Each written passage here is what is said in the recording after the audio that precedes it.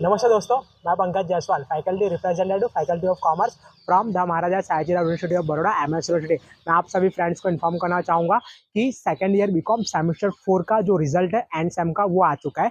अब इस रिजल्ट में जिस भी स्टूडेंट्स की एटीकेटी आई हुई है, तो एटीकेटी की जो एग्जाम है सेकंड ईयर बीकॉम सेमेस्टर 4 की, वो होगी डायरेक्टली आफ्टर दिवाली वैकेशन दिसंबर मंथ में। उसके पहले एटीकेटी की एग्जाम कंडक्ट होगी नहीं। अब हम बात करेंगे थर्ड ईयर बीकॉम के एडमिशन प्रोसेस की। तो थर्ड ईयर बीकॉम का जो एडमिशन प्रोसेस है वो 10 या फिर 15 जुलाई के बाद स्टार्ट होगा।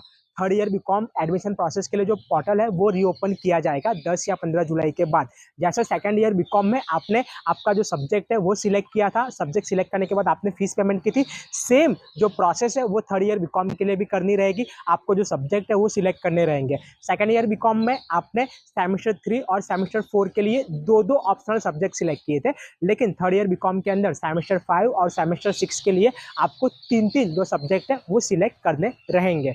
और मैं आप सभी को एक मोस्ट इंपॉर्टेंट अपडेट शेयर कर दूं, अगर सेकंड ईयर बीकॉम में आपने accounting and financial management specialization लिया था, उसी डिपार्टमेंट के दो ऑप्शनल सब्जेक्ट लिए थे आपने सेमेस्टर 3 में, सेमेस्टर 4 में, और वही स्पेशलाइजेशन आपको कंटिन्यू रखना है, तो आप थर्ड ईयर बीकॉम में सेमेस्टर 5 और सेमेस्टर 6 में भी उसी डिपार्टमेंट का जो सब्जेक्ट है स्पेशलाइजेशन का वो आप लेना।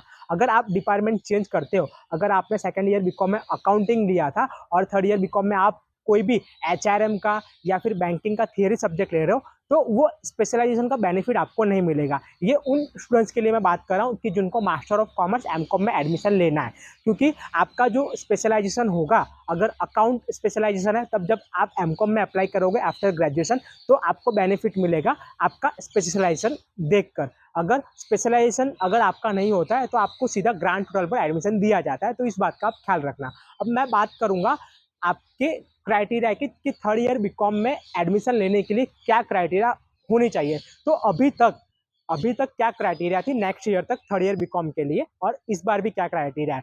तो सबसे पहले अगर आप थर्ड ईयर बीकॉम में अप्लाई करना चाहते हो सेकंड ईयर बीकॉम के बाद, तो फर्स्ट ईयर बीकॉम आपका पूरा क्लियर होना चाहिए।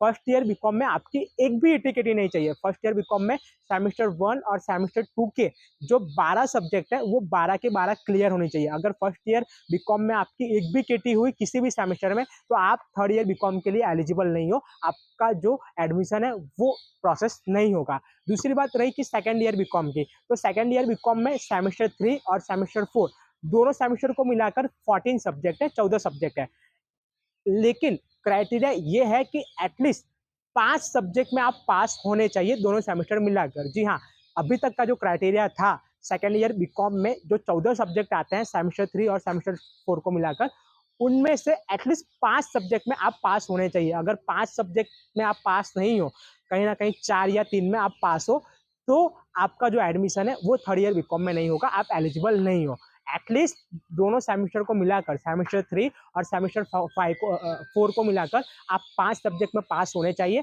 और फर्स्ट ईयर बीकॉम आपका पूरा क्लियर होना चाहिए, तब जाके इजीली आपको थर्ड ईयर बीकॉम में एडमिशन मिल जाएगा। तो ये थी क्राइटेरिया।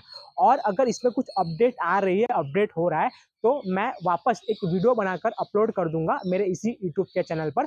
उस प्रोसेस को आपको फॉलो करना रहेगा। और फाइनली जो थर्ड ईयर बीकॉम का एडमिशन प्रोसेस है वो 10 या 15 जुलाई के बाद स्टार्ट किया जाएगा, पोर्टल स्टार्ट किया जाएगा, और जो आपके रेगुलर लेक्चर्स हैं वो भी कहीं ना कहीं जुलाई फर्स्ट वीक के बाद या जुलाई सेकेंड वीक के बाद स्टार्ट किए जाएंगे फैकल्टी में। नमस्ते।